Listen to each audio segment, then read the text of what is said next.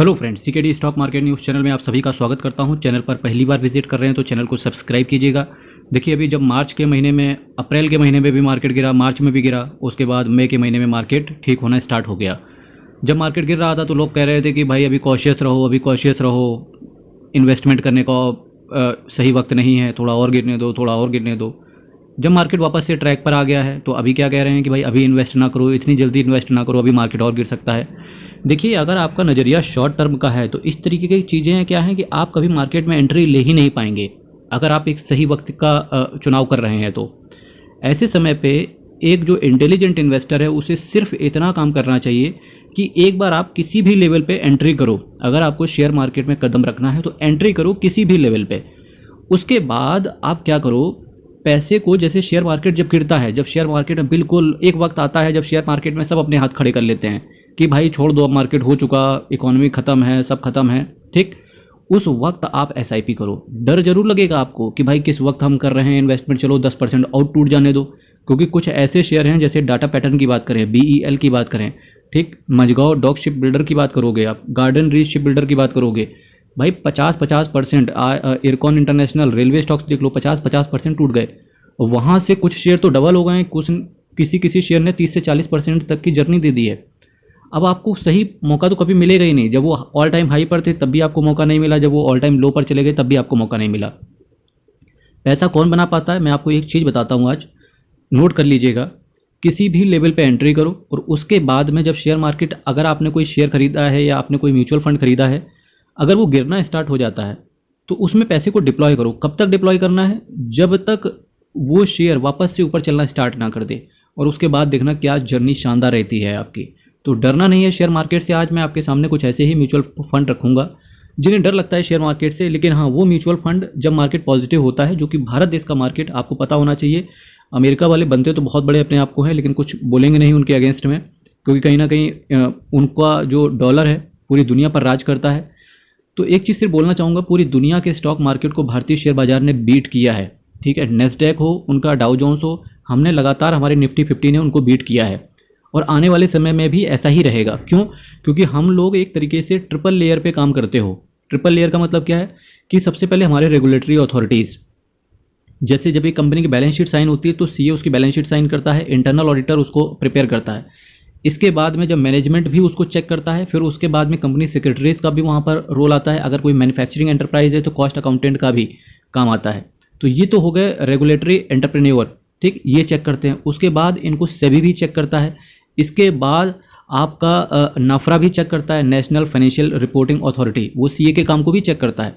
इसके बाद सेबी का रोल वहाँ पर आ जाता है। तो देखिए कितने प्रोटेक्टिव एनवायरनमेंट में हम लोग रह रहे हैं, और प्लस हर कंपनी की जवाबदेही हमारे पार्लियामेंट में होती है, आपको पता होगा, ठीक। तो ये इस तरीके की जब चीज़ें जिस कंट्री में होती हैं, और डेफिनेटली जिस तरीके का हमारा मूड है, माहौल है, गवर्नमेंट का जो एग्रेसिवली ग्रोथ करने का नज़रिया है, भाई हमारा फ्यूचर ब्राइट है। सामने वाला अपना देखे कि उसे करना क्या है।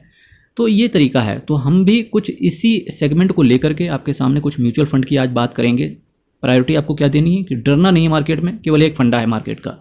SBI Contra fund direct plan growth की बात करेंगे तो पिछले 20-21 सालों में इनका परफॉर्मेंस बहुत ही शानदार रहा है पीयर कंपेटिटर के अगेंस्ट में।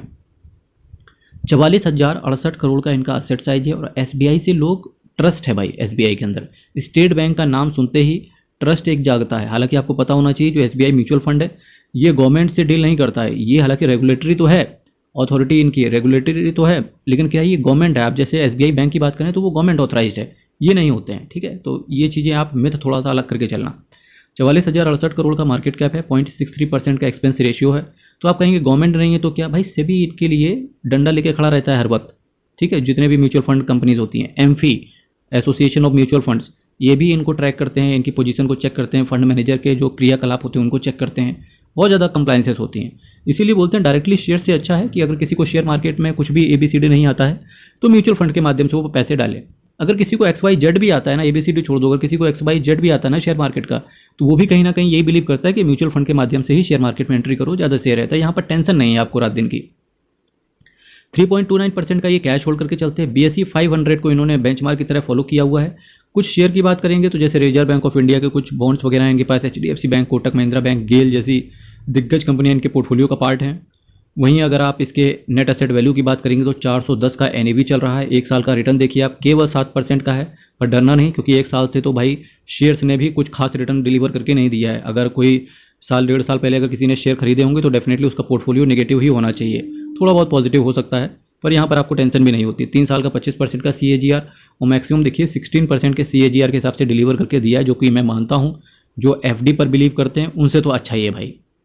अगर इसके कंपैरिजन की बात करें, 3 महीने में देखिए 6.85% का रिटर्न है, 6 महीने में 1.90% का रिटर्न है।